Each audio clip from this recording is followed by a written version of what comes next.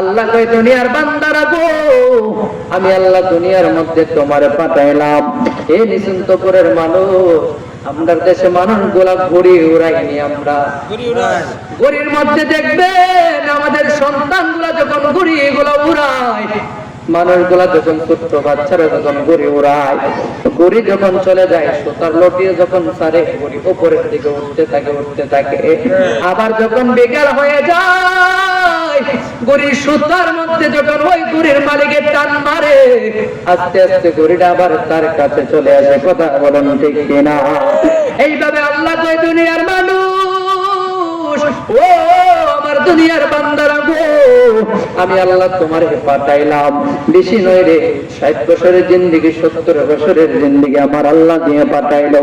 আমার আল্লাহ কই অতিরিক্ত 100 বছর মানুষগুলা বাঁচে। আল্লাহ কই বান্দারে, তোমার যখন পৃথিবীর বাজেট শেষ হয়ে যাবে, এই পৃথিবীর বাজেট যখন তোমার হায়াতের জিন্দেগি যখন তোমার কাছ থেকে বিদায় নিয়ে যাবে, তোমার সন্তানগুলা কাছে বসে কান্না করবে, তোমার আদরের সন্তান কাছে বসে কাঁদবে, তোমার স্ত্রী গুলা কাছে বসে কাঁদবে, তোমার বন্ধু বান্ধব গুলা কাছে বসে কাঁদবে।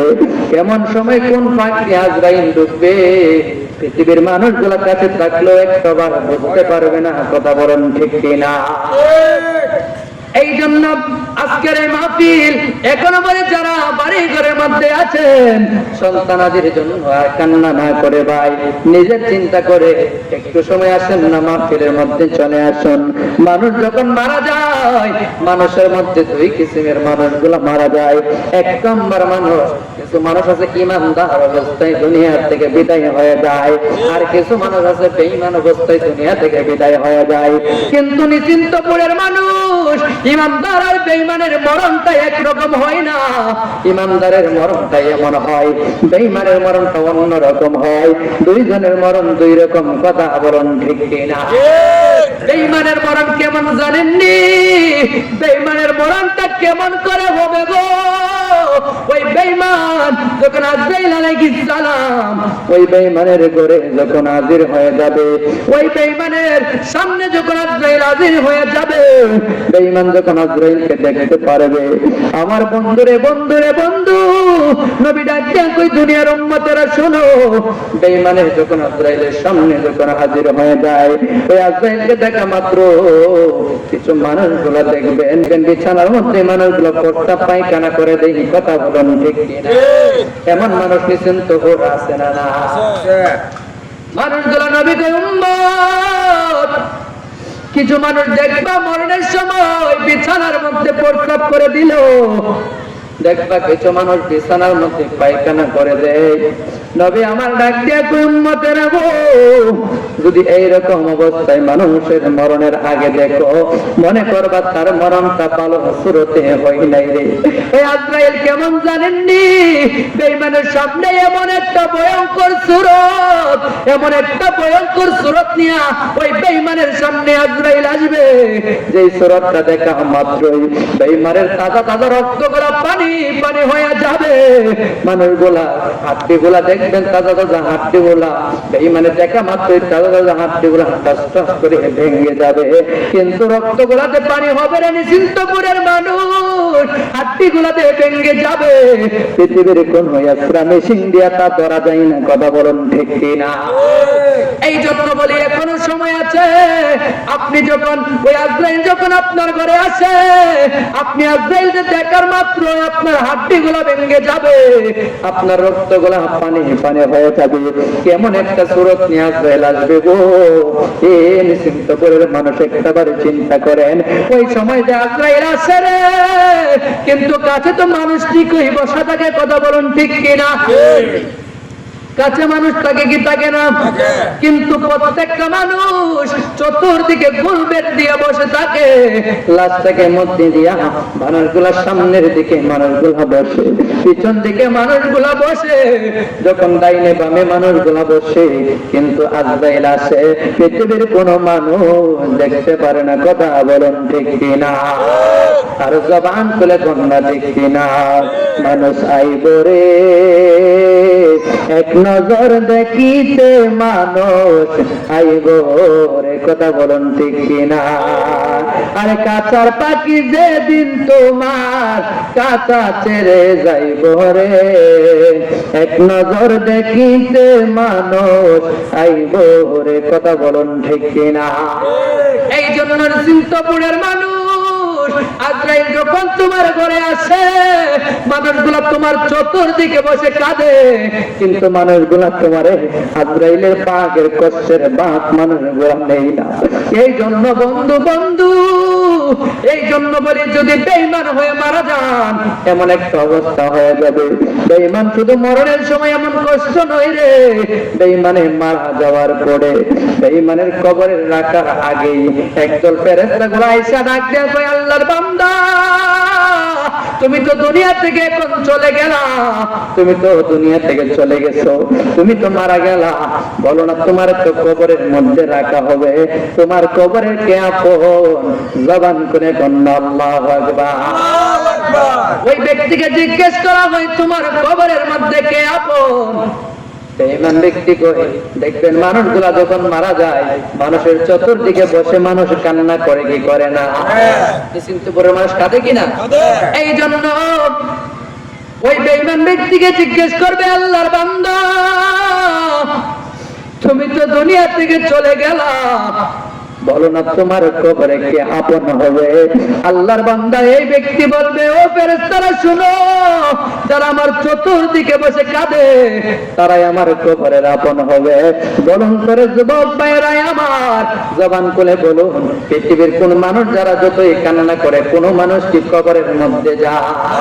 কিন্তু বেঈমান তো বুঝে না, ওই বেঈমান তো বুঝতে পারে না। বেঈমান কই, যারা আমার চতুর্দিকে কান্না করে তারাই আমার কবরের আপন। এই কথা বলার পরে যখন কিছুক্ষণ পরে ওই ব্যক্তিটাকে যখন মানুষগুলা যখন গোসল করানোর জন্য তিনজন মানুষ যখন হাতের মধ্যে লবে, হাতের মধ্যে নিয়ে তাকে যখন ওই গোসল করানোর জায়গার মধ্যে নিয়ে যায়, ওই সময় আল্লাহর ফেরেশতারা কয়, আল্লাহর বান্দা ও আল্লাহর বান্দা গো, তুমি বলো না এখন তোমার কে আপন? তোমার কবরে কে যাবে? আল্লাহর বান্দা ডাক দিয়ে কই, ফেরেশতারা গো, যারা আমাকে সুন্দর করে হাতের মধ্যে নিয়ে নিচ্ছে তারাই আমার কবরে আপন হবে। আওয়াজ করে বলুন, তারা কেউ আপন হবে না। শুধু তাই নয়, আস্তে আস্তে যখন গোসল করার জন্য নিয়ে যায় মানুষগুলা কত মায়া রে, কত মায়া করে। আপনাকে যখন গোসল দেওয়ার জন্য নিয়ে যাবে একজন আরেকজনকে বলে সুন্দর করে গোসলটা করাইয়া দাও, এমন ভাবে সুন্দর করে গোসলটা করাও জানে ব্যক্তিরা ব্যথা না পায়। ব্যক্তিরা এখন ব্যথা পাইল তো কোনো কিছু করার নাই, এটার তো বডিটার কোনো দাম নাই, কথা বলুন ঠিক কিনা?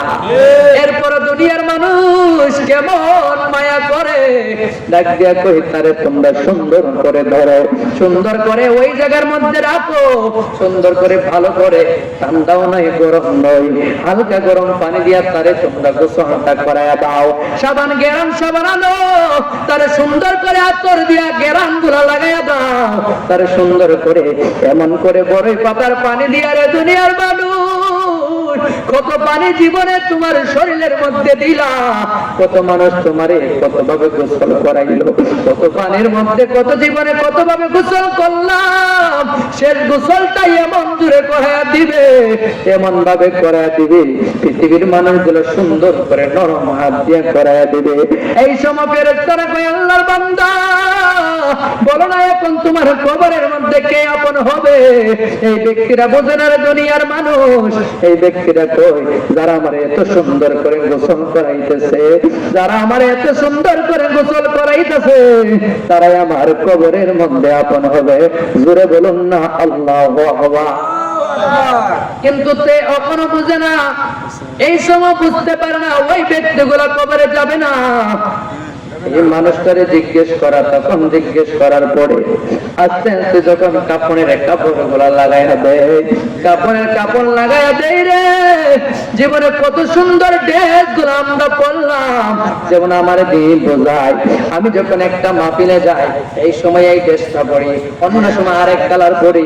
আমরা দেশের মানুষগুলা কোথাও গেলে ড্রেস পরিবর্তন করে কি করে না? জীবনে কত ড্রেস, কত রঙিন কাপড় আপনার আমার শরীরে লাগাইলাম, জীবনে কত কাপড় লাগাইলাম গো, কিন্তু মরণের সময় কাপড় এমন একটা কালার, এমন একটা সাদা রঙের কাপড়ের কাপড় তোমার শরীরে দিব, কাপড়ের কোনো ব্যান্ড হয় না রে। আপনি আমি যখন আজকে বাজারে যাই, একটু ভালো দেখলে কই আর একটু ভালো দাও, ব্যান্ডের মাল দাও, কথা বলুন ঠিক কিনা? কিন্তু কাপড়ের কোনো ব্যান্ড হয় না। ওই কাপড়টা তোমার জন্য যে রকম, আমার জন্য সেই রকম গো। রাজা বাদশার জন্য যে রকম, নিশ্চিন্তপুরের সব থেকে ধনী ব্যক্তির জন্য যে কাপড়, নিশ্চিন্তপুরের সব থেকে গরিব ব্যক্তির সেই কাপড়, কথা বলুন ঠিক কিনা? এই জন্য নবী কই উম্মত অহংকার করে চইল না, অহংকার করা ভালো না, অহংকার করা যাবে না। তুমি আজকে টাকাওয়ালা হইলা, তুমি আজকে পয়সাওয়ালা হইলা, তুমি আজকে লাঠিওয়ালা হইলা, তোমার লাঠির পাওয়ারের সুদে মানুষগুলা চলতে পারে না, তোমার টাকার পাওয়ারের সুদে মানুষ কথা বলতে পারে না, তুমি গ্রামের মধ্যে সবচেয়ে বড় সর্দার, তোমার কথার কারণে মানুষগুলা এই দিক থেকে ওই দিক হয়ে যায়। সবগুলার হিসাব একদিন যাররা যাররা পরিমাণ আল্লাহর কাছে দেওয়া লাগবে, কথা বলুন ঠিক কিনা? আপনি যদি সম্পদের বড়াই করেন, আপনি যদি বংশের বড়াই করেন, লাঠির বড়াই করেন গো, প্রত্যেকটা যাররা যাররা পরিমাণ আল্লাহর কাছে হিসাব দেওয়া লাগবে। এই জন্য বলছিলাম বন্ধু, আপনি যত বড় বাদশা হন, আপনি যত বড় টাকাওয়ালা হন, আপনার কবরে দেওয়ার জন্য সেম আপনাকে সাদা কাপড় পরাইয়া দিব। যখন ব্যক্তিটারে সুন্দর করে সাদা কাপড় যখন পরাইতে নেই গো, এমন সময় জিজ্ঞেস করে আল্লাহর বান্দা বলো না তোমার কবরে কে আপন? আমার যারা সুন্দর করে, এত সুন্দর কাপড়, এত সুন্দর করে যারা আমার নতুন সাজ সাজাইয়া দিচ্ছে, তারাই আমার কবরের মধ্যে আপন হবে। আর একটু জবান খুলে বলুন, তারা কেউ আপন হইবেনি? এই ব্যক্তি তখনও বুঝতে পারে না। এই ব্যক্তিরা যখন কি করলেন, আস্তে আস্তে যখন খাটি গুহা, জীবনে কত গাড়ি তুললাম রে ভাই, জীবনে কত সুন্দর সুন্দর গাড়ি, মাহফিলে যখন যায় এই জায়গার মধ্যে এরকম গাড়ি নেই, ওই জায়গার মধ্যে অন্যরকম গাড়ি নেই। আপনি যখন কোথাও যান, ভালো ভালো সিটের গাড়ি গোলামরা নিতে চায়। যদি যুবক টাকা যেতে চায়, টাকা কিছু বেশি হইলেও ভালো সিট চাই, কথা বলেন ঠিক কিনা? কিন্তু আপনি আমি যখন কোন গাড়ি তুলতে চাই, যদি একটা সেনজি তুলতে চাই, গনিয়কের স্টেশনে যাওয়া লাগবে, ঠিক কিনা? আরে যদি বাসে উঠতে চাই, মাধবপুরের বাস স্ট্যান্ডে যাওয়া লাগবে। যদি বড় কোনো আপনি অন্য গাড়ি তুলতে চান, গাড়ির স্ট্যান্ড গুলার মধ্যে যাওয়া লাগবে। কিন্তু শেষ দেশ এমন একটা গাড়ি, যে গাড়ি অন্য কোন জায়গা নয়, যে গাড়িটা মসজিদে থাকে, ঠিক কিনা? দেখবেন গাড়িগুলা যখন মসজিদের মধ্যে গাড়ি পরে থাকে, একটাবার গাড়িটারে পুষতেও চাই না। এ বন্ধুরা আমার, শেষ মেশ যখন আপনাকে ওই গাড়ির মধ্যে যখন ঢুকাইয়া দিব, চারজন মানুষ চারটা পায়ার মধ্যে যখন চারজন মানুষ, চারজন ড্রাইভার যখন আপনার এই গাড়ি কাঁধে নিবে, আল্লাহর ফেরেশতারা ডাক দিয়ে বলবে, আল্লাহর বান্দা বলো না তোমার কবরে এখন, বলো না কে তারা আপন হবে? এই ব্যক্তি ডাক দিয়ে কই, ফেরেশতারা শুনো, যারা আমার সুন্দর করে কাঁধে করে নিয়ে যাচ্ছে, তারা আমার কবরের মধ্যে আপন হবে। এই কথা বলতে বলতে মানুষটাকে যখন জানাজার মাঠের মধ্যে যখন নিয়ে যায়, এত বড় মানুষ যখন নিশ্চিন্তপুরের কোন মানুষ মরে, নিশ্চিন্তপুরের অনেক মানুষ ওই মসজিদের মাঠে হাজির হয়ে যায়, ঠিক কিনা? যদি বলে এই মাঠের মধ্যে আজকে জানাজা হবে, মানুষগুলা হাজির হয়ে যায়, এতগুলা মানুষ, কিন্তু রুহানি গুলা কিন্তু মানুষদেরকে দেখতে পারে। ওই ব্যক্তিকে ডাক দিয়া বললে, আল্লাহর বান্দা বলো না তোমার কবরে কে আপন, কে তোমার কবরে যাবে? এই ব্যক্তিটা ডাক নিয়ে বলবে, এতগুলা মানুষ আমার কবরের মধ্যে যাবে হইতো। যারা আমার জানাজা করার জন্য আসছে রে, তারাই তো আমার কবরের মধ্যে আপন হয়ে যাবে। কিন্তু না না, তারা অত কেউ কবরের মধ্যে আপন হই না। এমন সময় যখন এই ব্যক্তি জানাজা নামাজ যখন শেষ করে গেল, জানাজা নামাজ শেষ করার পরে মানুষ যখন আবার যখন কাদের মধ্যে নিয়ে কবরের মধ্যে নিয়ে যেতে চায়, এমন একটা ঘরের মধ্যে লামায়া দিব, ওই ঘরের দিকে যখন মানুষগুলা যাইতেছে গো, তোমার লাশটাকে নিয়ে যখন ওই ঘরের মধ্যে যাবে, এমন সময় ডাক দিয়া বলবে, আল্লাহর বান্দা গো, বলো না তোমার কবরের মধ্যে কে আপন হবে? ব্যক্তি বলবে, যারা আমার কবর নিয়ে যাচ্ছে, যারা আমার কাঁধে কইরা ওই কবরের মধ্যে নিয়ে যাচ্ছে, তারাই আমার কবরের মধ্যে আপন হবে। দেখতে দেখতে যখন নিশ্চিন্তপুরের মানুষ গো, দেখতে দেখতে যখন তারা যখন কবরের কাছে নিয়ে যাবে, আস্তে আস্তে যখন তিনজন মানুষ, বেশি অংশ দেখবেন নিজের আপনজন, ছেলে, ভাই, এমন মানুষগুলা কবরে নামে, কথা বলেন ঠিক কিনা? তিনজন মানুষ যখন ওই কবরে নামবে, ওই ব্যক্তিটারে জিজ্ঞেস করা হবে, আল্লাহর বান্দারে, বলো না তোমার কবরে কে আপন হবে?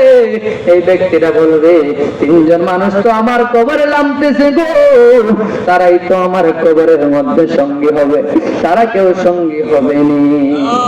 আস্তে আস্তে যখন একজন মানুষ, প্রথম একজন দেখবেন কবর থেকে উঠে, একজন যখন উঠলো, ওই তোমার কে আপন, কই আর দুইজন তো আমার আপন। দ্বিতীয় জন যখন উঠে যায়, তৃতীয় জন যখন একটা লোক থাকে, ওই এই মানুষটা আমার কবরে আপন, ওই মানুষটা আমার কবরের মধ্যে থাকবে। ওই ব্যক্তিরা চোখের পানি বাড়ায় কই, আল্লাহ,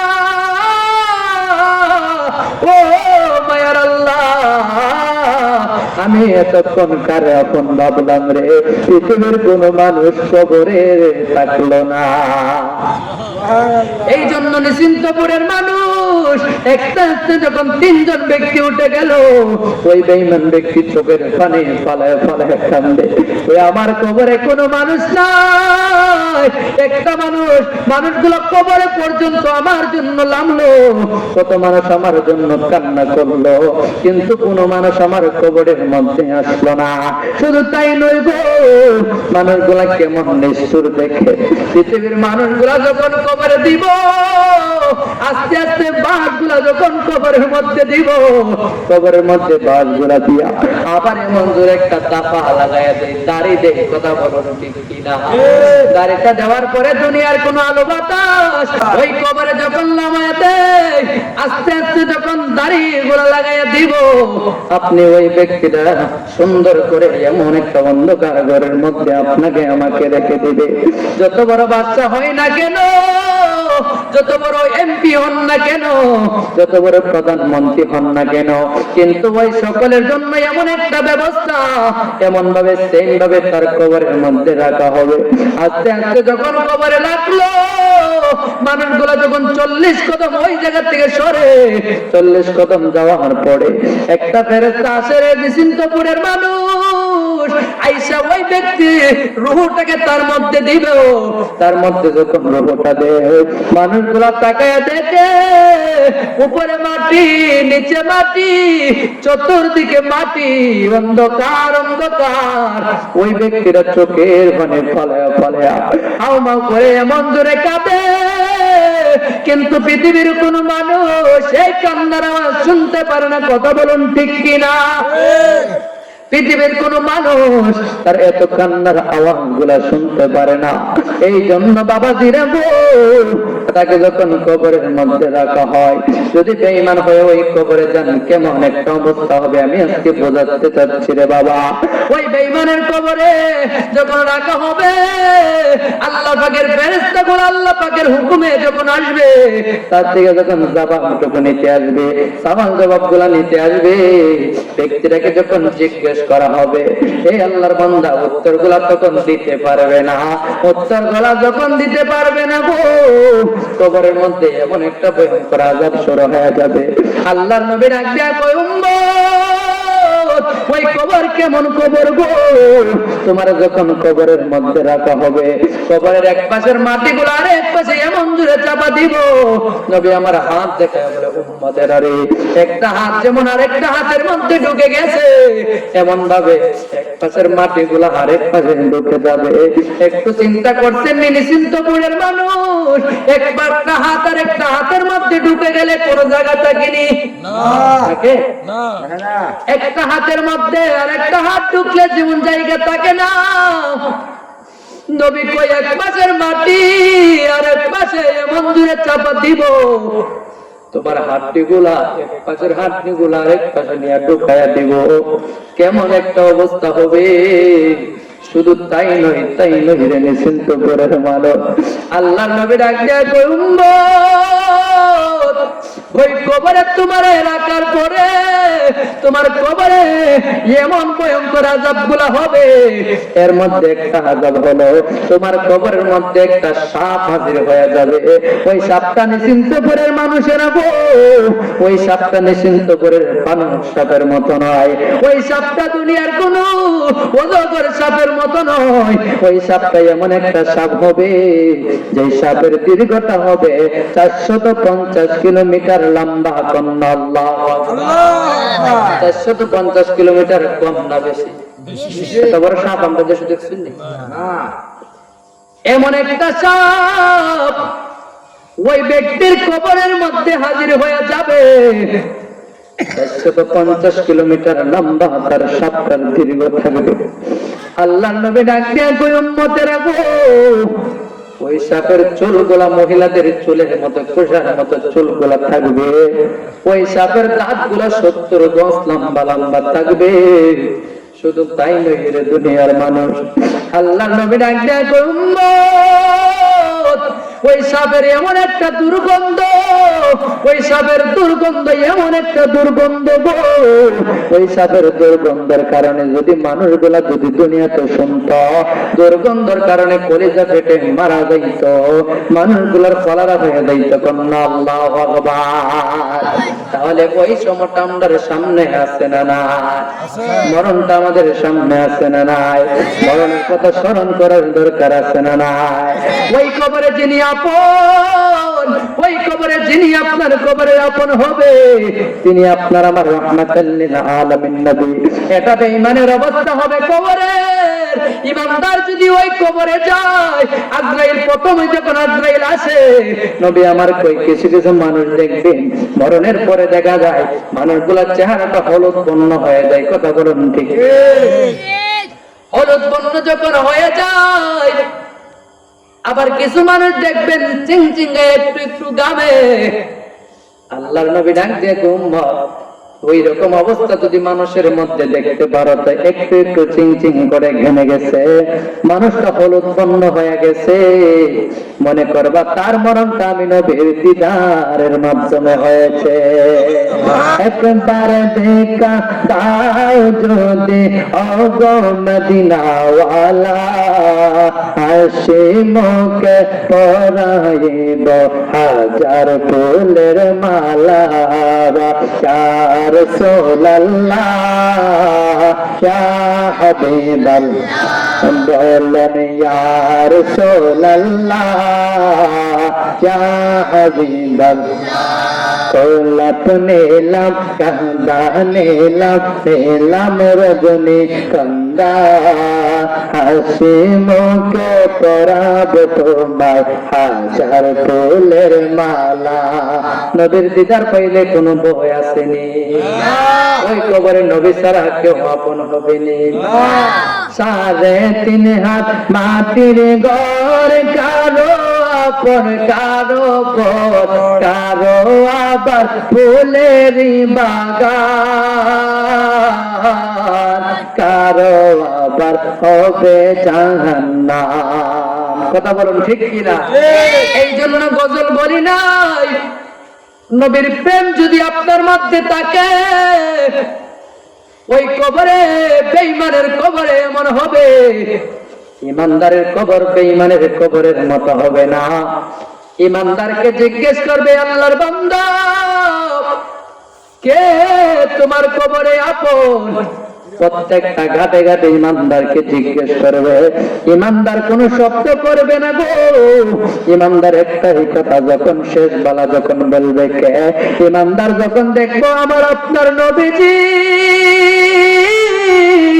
আপনার আমার কবরের মধ্যে যখন হাজির হয়ে যাবে, ইমানদারের কবরে যখন নবী হাজির হয়ে যাবে, ইমানদার বলবে যিনি আমার আপন তিনি আমার কবরে চলে আসছে। কথা বলেন ঠিক কিনা?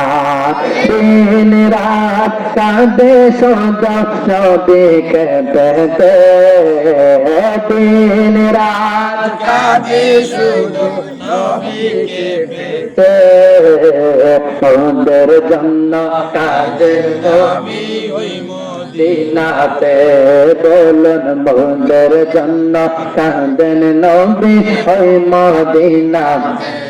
আমি যাব কবরেতে কেউ তো যাবে না, 2-3 দিন কাঁদার পরে মনে রাখবে না। কথা বলেন ঠিক কিনা?